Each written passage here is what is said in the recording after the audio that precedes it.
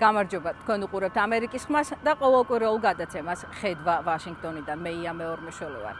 კორონავირუსის პანდემიის ფონზე ახალი სიტყვის გამოყენება გახშირდა. ინფოდემია სიტყვა, რომელიც კორონავირუსის მსგავსად ჩვენთან ერთად დიდხანს დარჩება.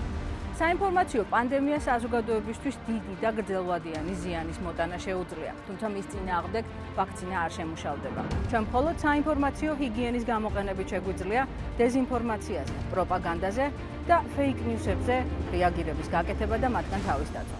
დღეს გადაცემაში ვისაუბრებთ იმაზე, თუ როგორ მუშაობს პანდემია COVID-19-ის პირობებში, რატომ უკავშირებენ დეზინფორმაციას, ადამიანების ჯანმრთელობას, ვაქცინას, 5G-ს, ლუგარის ლაბორატორიას, ბილ გეიტს და სხვა.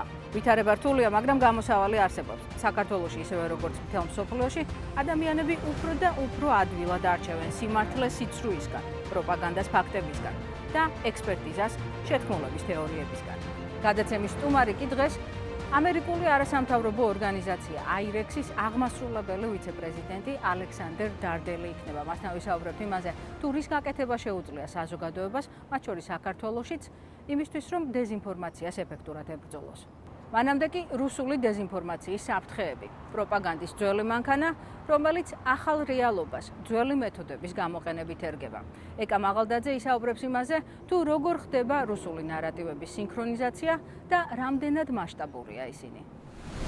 აღმოსავლეთ ევროპისა და სამხრეთ კავკასიის ქვეყნები კორონავირუსის პანდემიის პარალელურად COVID-19-ით გამოწვეულ ეგრეთ წოდებულ ინფოდემიასაც ებრძვიან. საზოგადოების უსაფრთხოება კი ხშირად შესაძლოა არა მხოლოდ ჯანდაცვის სერვისებზე, არამედ ჯანსაღ, სანდო და მართებულ ინფორმაციაზე წვდომაზეც იყოს დამოკიდებული, მაგრამ კრემლის პროპაგანდისტული მანქანა და მისი სატელიტები დროს არ კარგავენ. ჩვენმა ლაბორატორიამ გამოავლინა განსხვავებული ნარატივები, რომლებიც კრემლის ან პროკრემლისტურ მედიაში გაჩნდა, რომ თითქოს ვირუსი ამერიკაში ადამიანის მიერაა შექმნილი. ეს საბჭოთა კავშირის ნარატივს გვახსენებს, როდესაც ის იგივე ტაქტიკას იყენებდა შიცის თაობაზე. ასევე ვრცელდება ნარატივი, რომ ვირუსის გავრცელების წყარო ლუგარის ლაბორატორიაა. ეს ჯგუფები საქართველოშიც ევროპის რამდენიმე ქვეყნის მსგავსად ხალხს მასობრივი პროტესტისკენ მოუწოდებდნენ. ონლაინ ციფრული დეზინფორმაცია რეალურ ზიანად იქცევა ხოლმე და შეიძლება საქართველო იყოს შემდეგი. COVID-19-ის პანდემია რუსეთისთვის ფრონტის ახალი ხაზი და ნაყოფიერი ნიადაგი აღმოჩნდა ნაცადი ტაქტიკების თუ მითების ახალ რეალობაში მოსასინჯად. საქართველოს ატლანტიკური საბჭოს თავმჯდომარის მოადგილე ბათო ქუთელია ამბობს, რომ ახალი ინფოდემია, დეზინფორმაცია პანდემიაზე, ისევე როგორც ჰიბრიდული ომი, პროპაგანდა თუ სხვა საშუალებები, კრემლის მიერ საქართველოს და სხვა დემოკრატიების შესასუსტებლადაა გამიზნული. ერთ-ერთი ყველაზე მნიშვნელოვანი, რასაც ჩვენ ამ პროპაგანდისა თუ ინფოდემიის პირობებში ვხედავთ, ნარატივების სინქრონიზაცია. ზოგიერთი ჯგუფი ქმნის შინაარს, სხვები კი ავრცელებენ. თავად ამ ჯგუფებსაც განსხვავებული დღის წესრიგი აქვთ, ზოგს ქსენოფობიური, ზოგს ნაციონალისტური ან შეთქმულების თეორიები. პანდემიის შემდეგ კი ყველა მათგანის ნარატივი, შინაარსი და ინტერესები საზიარო გახდა. ამ პროცესების პარალელურად Facebook-მა საქართველოში შიდა აქტორების მიერ შიდა აუდიტორიაზევე მიმართული დეზინფორმაციული ქსელიც გამოავლინა. Facebook-ის წმენდაში ასეულობით გვერდი, ჯგუფი თუ ანგარიში მოყვა, რომელთა კვალიც ერთი მხრივ საქართველოს ხელისუფლებასთან, მეორე მხრივ კი ერთიან ნაციონალურ მოძრაობასთან დაკავშირებულ პირებამდე მიდიოდა. ხედავთ, რომ დეზინფორმაციას ამ ქვეყნებში პოლიტიკური ინტერესების ჯგუფები საკუთარი პოლიტიკური მიზნებისთვისაც იყენებენ. ძალიან მნიშვნელოვანია, რომ ქართველი ხალხი კრიტიკული იყოს იმ ინფორმაციის მიმართ, რომელსაც იღებენ. გარეშე თუ შიდა აქტორების მიერ სოციალურ ქსელებში და მედია საშუალებებში გავრცელებული მცდარი ინფორმაცია, საზოგადოებრივი აზრით მანიპულირების მცდელობა პანდემიის პირობებში შეიძლება განსაკუთრებით საზიანო აღმოჩნდეს. ადამიანები სწორედ ამგვარად მიღებულ ინფორმაციაზე დაყრდნობით ხშირად ისეთ გადაწყვეტილებებს იღებენ, რაც მათი და მათი ახლობლების ჯანმრთელობასა და სიცოცხლეზეც ახდენს გავლენას. ეკა მაღალდაძე, ამერიკის ხმა, ვაშინგტონი. ინფოდემია საშიში ფენომენია, რადგან მას ადამიანების ჯანმრთელობაზე შეუძლია დიდი და უარყოფითი გავლენის მოხდენა. აირექსის ვიცე-პრეზიდენტი აცხადებს, რომ საქართველოში კრემლის მოკავშირეები შეთქმულების თეორიების გავრცელებით საზოგადოებაში დაუცველობის და გაურკვევლობის დათესვას ცდილობენ. საბოლოო ჯამში კი ეს საქართველოს დასავლური ორიენტაციის დისკრედიტაციას ისახავს მიზნად. აირექსის საქართველოში აქტიური მუშაობის ხანგრძლივი ისტორიის გათვალისწინებით დროთა განმავლობაში შეიმჩნევა თუ არა ქართულ საზოგადოებაზე რუსული დეზინფორმაციისა და პროპაგანდის რეალური გავლენა.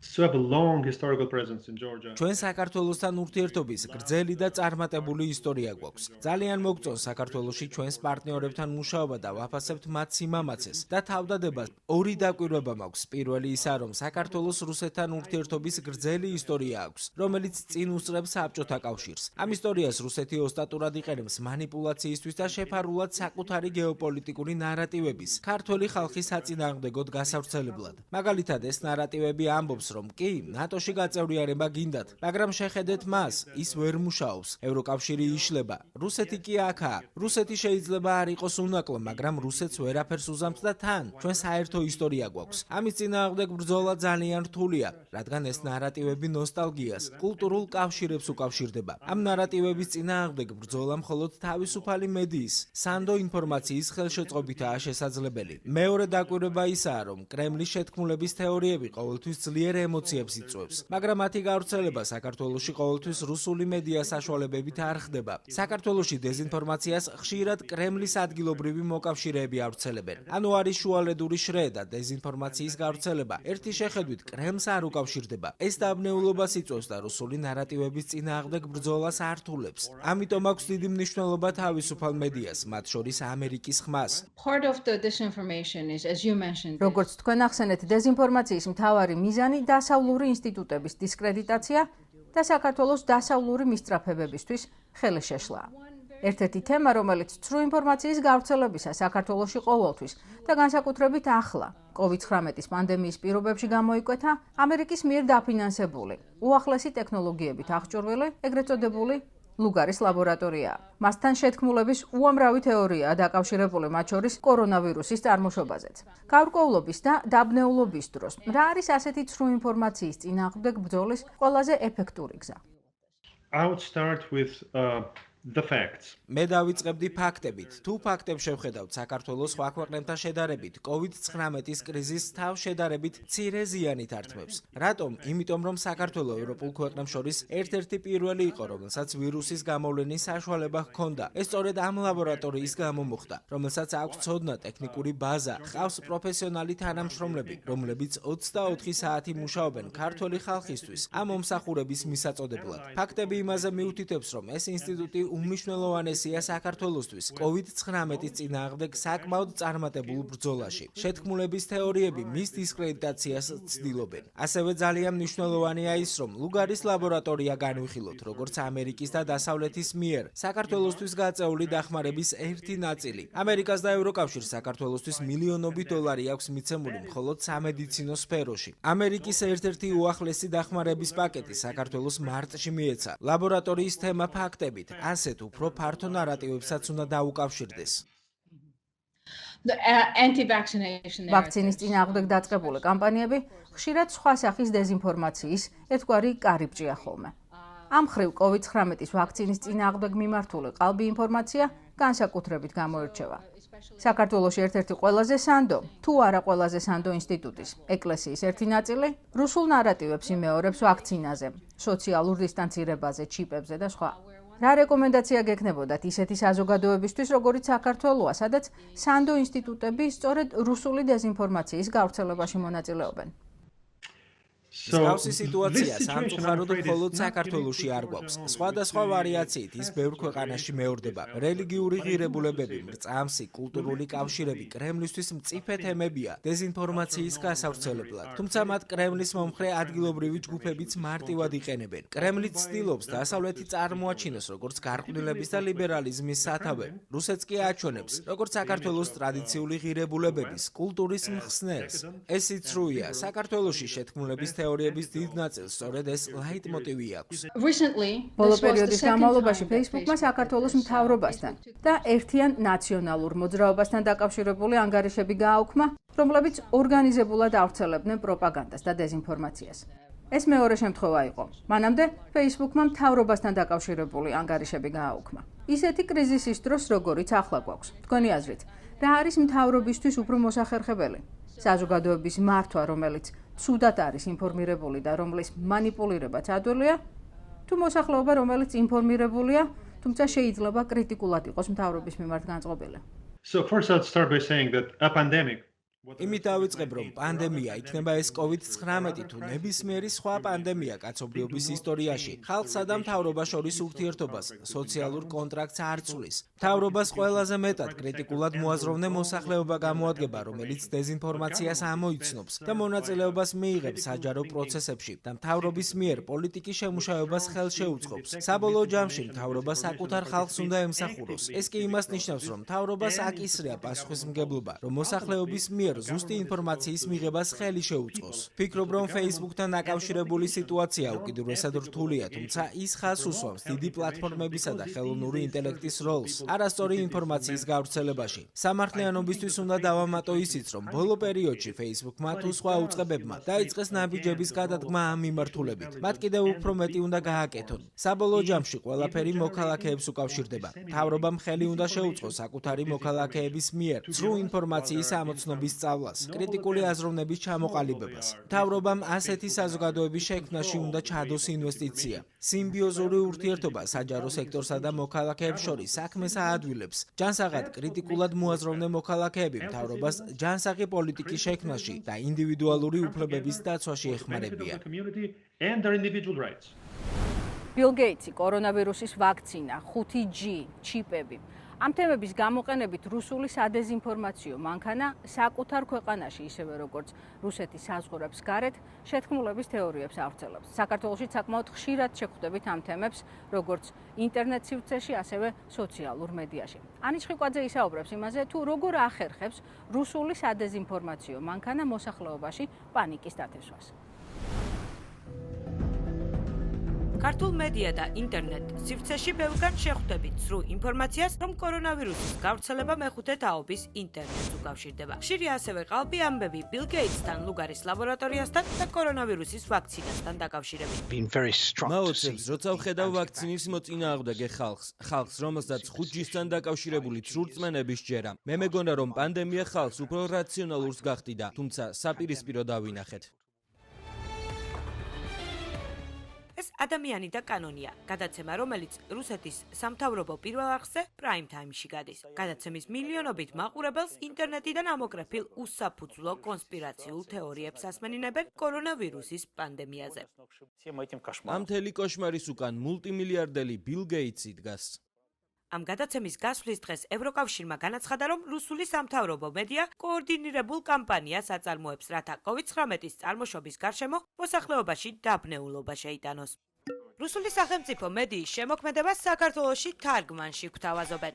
Თითქმის გაჟღერებულია კონკრეტულად ბილ გეიტს და თქვათ მისნაირებს, რომ მათ სურთ მსოფლიოს მოსახლეობის შემცირება და უნდა შემცირება 1 მილიარდად.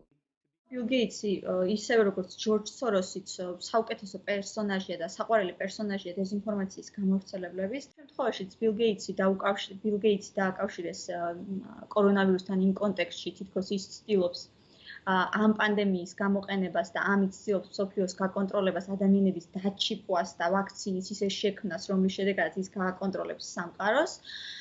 რა თქმა უნდა, ამას სამწუხაროა, რომ იმეორებენ ისეთი მნიშვნელოვანი ინსტიტუტის წარმომადგენლები, როგორც ეკლესია.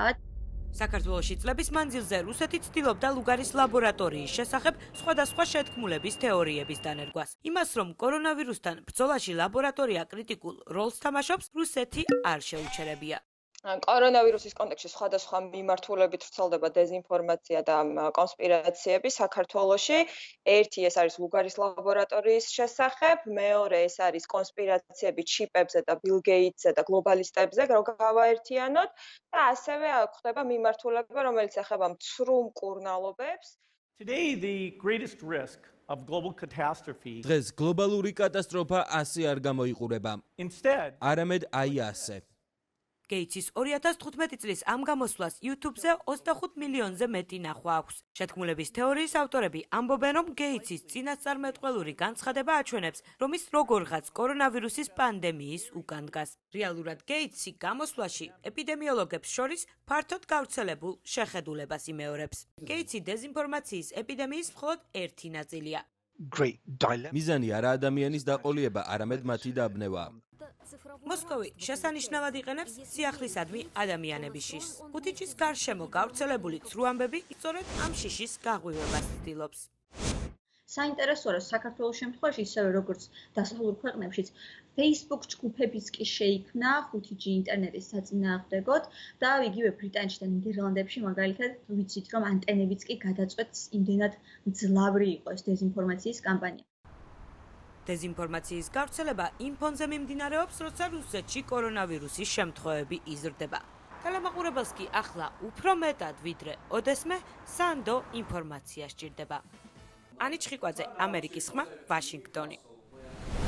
დარდელი ამბობს, რომ შეთქმულების თეორიების და მავნე ნარატივების გავლენების შემსუბუქება საზოგადოებაში და განსაკუთრებით ახალგაზრდა თაობაში მედია წიგნიერების ამაღლებით და ზოგადად თითოეული ჩვენგანისთვის საინფორმაციო ჰიგიენის ზომების დაცვითაა შესაძლებელი.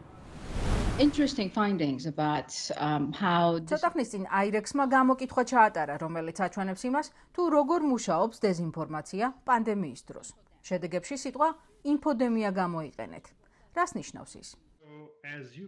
მოგეხსენებათ, აირექსი დიდ მუშაობას ეწევა იმისთვის, რომ შევისწავლოთ, როგორ მუშაობს დეზინფორმაცია და მასთან როგორ შეიძლება ვებრძოლოთ მას, რათა დეზინფორმაციის შედეგებისგან მოქალაქეები და ინსტიტუტები დავიცვათ. აღმოვაჩინეთ, რომ პანდემიას და დეზინფორმაციას რაღაც საერთო აქვს. ეს გავრცელების ფენომენია. როგორც კორონავირუსი ვრცელდება ადამიანებს, ასთმოვნებს და ქაოსს თესავს, ასევე ვრცელდება დეზინფორმაცია და გადაწყვეტილებების მიღებაზე გავლენას ახდენს. ამიტომაც ამ ფენომენს ინფოდემია დავარქვით. ფიქრობთ არჩევანის გაკეთების საქმეში იმაში, თუ როგორ გადაწყვეტილებას იღებენ ადამიანები კრიზისების, ომის, არჩევნების დროს. ამ ორ მოვლენას თანაბრად მძიმე შედეგების გამოწვევა შეუძლია. have you found that people are პანდემიის პერიოდში იღებენ თუ არა ადამიანები ინფორმაციას განსხვავებულად? კრიზისის პერიოდში ადამიანებში თვითგადარჩენის ინსტინქტი ძლიერდება და შიში და ემოციები ბევრ ცუდ ფაქტორებს იწვევს. უფრო მეტად დამოკიდებული ხდებიან ინფორმაციის წყაროებზე, რომლებსაც დიდი ხნის განმავლობაში იყენებდნენ. თუ ვინმე ისეთ წყაროს წააწყდება, რომელიც არაჯანსაღ, არასანდო ინფორმაციას ავრცელებს და ადამიანი ამ ინფორმაციას მოიხმარს, მას მსგავსი ინფორმაციის მიმართ დამოკიდებულება უჩნდება. ამის შემდეგ ადამიანი ეძებს მსგავს ინფორმაციას და მსგავს წყაროებს. ეს დაკავშირებულია კრიზისის პერიოდში არსებულ შიშსა და ემოციების მექანიზმთან. ამ დროს ადამიანებში საკუთარი თავის, ოჯახის, საზოგადოების, ქვეყნის თვითგადარჩენის ინსტინქტი მოქმედებს. studies after studies show that არაერთი კვლევა აჩვენებს, რომ დეზინფორმაციის წინააღმდეგ ყველაზე ეფექტური გზა მედია წიგნიერებაა. როცა ადამიანებს სანდო წყაროს დეზინფორმაციისგან გარჩევა შეუძლიათ, მათი მანიპულირება რთული ხდება. თქვენი აზრით, რა როლი აქვს ამ პროცესში მთავრობას? შეუძლია თუ არა მთავრობას საკუთარი ხალხისთვის ამ მხრივ დახმარების აღმოჩენა? Frankly, governments have an important role to მთავრობებს play. დიდი როლი აკისრია, მაგრამ აქ ძალიან ფაქიზი მიდგომაა საჭირო. ჩვენ ზოგადად მთავრობებს ინფორმაციის ფართო ნაკადის მომწოდებლად არ განვიხილავთ. ეს მედიამ უნდა გააკეთოს. მთავრობას განვიხილავთ როგორც ამ გარემოსთვის პირობების შექმნელ ერთეულს, რომელიც ქმნის მარეგულირებელ სისტემებს იმის უზრუნველსაყოფად, რომ იყოს გამჭვირვალობა, სანდოობა, საიმედოობა. ავტორიტარული სახელმწიფოების შემთხვევაში არსებობს საშიშროება, რომ ისინი კონტროლის თვალსაზრისით ძალიან შორს სწავლენ და საზოგადოებისთვის საჭირო სამსახურის გაწევის საფარქვეშ და მოუკიდებელი მედიის ხარჯზე უპირატესობას საკუთარი ინფორმაციის გავრცელებას მიანიჭებენ. მსოფლიოს თუ გადავხედავთ, მთავრობის მიერ თვალთვალის მექანიზმები იზრდება, იზღუდება თავისუფალი სიტყვა, შეკრების უფლება. ეს ტენდენცია შეინიშნება და ის შემაშფოთებელია. საბოლოოდ ეს ყველაფერი მოქალაქეების, სამოქალაქო საზოგადოების, ჯანსაღი პოლიტიკური ორგანიზაციების საქმიანობას უკავშირდება, რათა ჩვენი უფლებები ბოლომდე არ დავთმოთ და ამ სივრცეში სწორი ბალანსი შევინარჩუნოთ. დღეისათვის სულ ეს იყო თქვენ უყურებდით ამერიკის ხმის ყოველკვირეულ გადაცემას ხედვა ვაშინგტონიდან. მე იამე ორმეშველი ვარ. მომავალ კვირასაც შემოგვიერთდით აქ TV პირველზე. მანამდე კი გვესტუმრეთ ვებგვერდზე www.amerikiskhma.com. ასევე შეგიძლიათ შემოგვიერთდეთ ჩვენი Facebook-ისა და Instagram-ის ოფიციალურ გვერდებზე. ჩვენ ერთი კვირით გემშვიდობებით, თქვენ კი გახსოვდეთ, რომ ამერიკის ხმა ინფორმაციის სანდო წყაროა.